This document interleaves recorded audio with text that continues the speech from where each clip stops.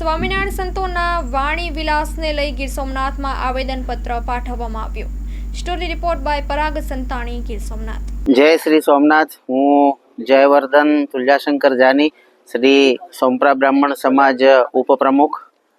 આજ રોજ અમે શ્રી સોમપ્રા બ્રાહ્મણ સમાજ પ્રમુખ, બધા ટ્રસ્ટી મંડળ, બધા સભ્યો સાથે અહીંયા શ્રી પ્રાચીન સોમનાથ મંદિરમાં સોમનાથ દાદાનો જલાભિષેક, દુગ્ધાભિષેક કરી અને અહીંયા અમે આવેદનપત્ર આપવા આવ્યા છે।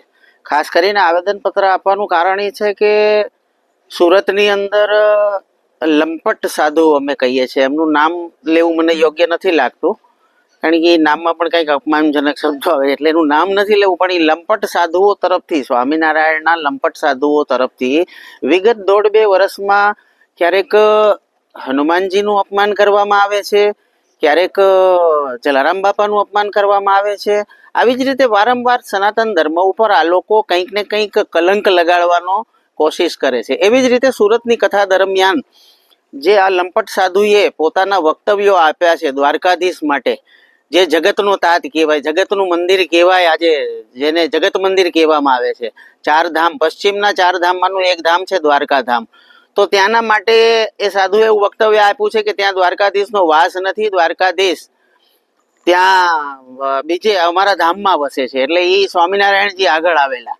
એટલે હવે સનાતન ધર્મમાંથી જ ઉદ્ગમ પામેલો આ સ્વામિનારાયણ ધર્મ છે, અને હવે સનાતન ધર્મ ઉપર આવી રીતે નવા ટિપ્પણીઓ કરી અને એકચ્યુઅલી સાબિત શું કરવા માંગે છે, કલંકિત વારંવાર કરે છે।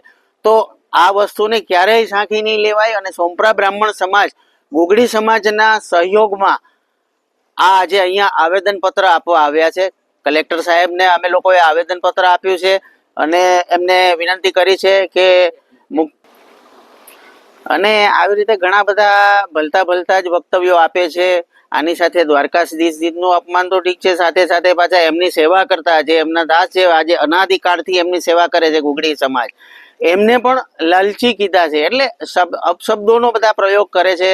સનાતન ધર્મને આ છાજે એવું છે જ નહીં, અને એ ક્યારેય સાખી ન લેવાય। એટલે એના સહયોગમાં સોમપ્રા બ્રાહ્મણ સમાજના પ્રમુખ, ઉપપ્રમુખ સાથે બધા સભ્યો સાથે અહીંયા અમે આવેદનપત્ર આપવા આવ્યા છે, અને કલેક્ટર સાહેબ શ્રીને વિનંતી કરી છે કે તેઓ અમારી જે કંઈ પણ આવેદનપત્ર છે એ મુખ્યમંત્રી સુધી પહોંચાડે। અને અમે તો એવું ઈચ્છીએ છીએ કે આમના ઉપર, આવા લંપટ સાધુઓ ઉપર એવો કોઈ કાયદો બનાવો કે દંડાત્મક કાર્યવાહી થવી જોઈએ, કારણ કે આવી રીતે ક્યારે છાસવારે પોતાના વક્તવ્યો દેતા જ રહી છે અને સનાતન ધર્મને કલંકિત કરે છે। તો આ ક્યારેય સાંખી નહીં લેવાય, અને હવે ધીરે ધીરે આ બાબત ઉગ્ર બનતી જાય છે અને બનતી જવી જોઈએ। સનાતનીઓ પણ ઘણા બધા જાગૃત થઈ ગયા છે, અને આને જરાય સાંખી નહીં લેવામાં આવે। આવતા દિવસોમાં આના ઘણા બધા પરિણામો જોવા મળશે। જય સોમનાથ।